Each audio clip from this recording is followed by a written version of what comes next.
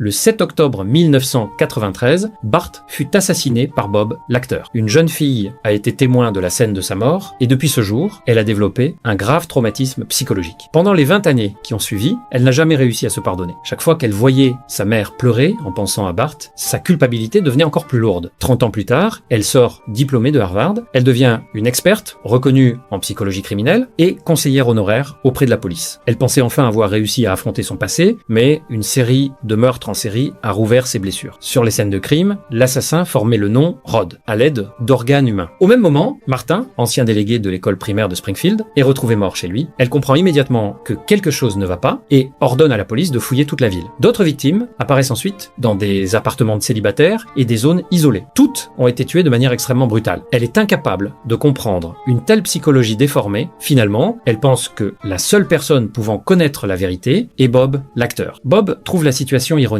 Autrefois, il a tué Bart et aujourd'hui, c'est la sœur de Bart qui vient lui demander de l'aide. Après le meurtre de Bart, Bob ne s'est pas enfui. Il s'est livré volontairement à la police. Il expliquait qu'après avoir accompli son objectif, il ne voulait plus vivre en fugitif et qu'il préférait une vie tranquille en prison. Elle est furieuse car Bob n'a jamais vraiment été puni à la hauteur de son crime. Mais elle n'a d'autre choix que de contenir sa colère et de s'appuyer sur son esprit criminel pour découvrir la vérité. Les capacités d'observation de Bob ne la déçoivent pas. Il ne lui donne pas directement la réponse, mais l'oblige à résoudre une énigme. Très vite, elle comprend que toutes les victimes sont les fils aînés de leur famille. Les indices laissés par Bob commencent alors à révéler l'emplacement de la cachette du meurtrier. Elle finit par découvrir la cachette du tueur, mais le lieu est complexe et elle voulait attendre des renforts. Cependant, Nelson entre seul dans la zone. Ses cris la forcent à intervenir immédiatement pour le sauver. Elle appelle son ami et à cet instant, une goutte de sang tombe du plafond. Paniquée, elle s'enfuit et entre dans une pièce au hasard. Une fois calmée, elle réalise que la pièce est identique à sa propre chambre. Seule différence, des écrans de surveillance recouvrent le bureau. Elle comprend alors qu'il s'agit de la cachette du tueur. En visionnant les enregistrements pour identifier le responsable, elle découvre avec horreur que le meurtrier, c'est elle-même. Elle est ensuite arrêtée par la police et envoyée en prison.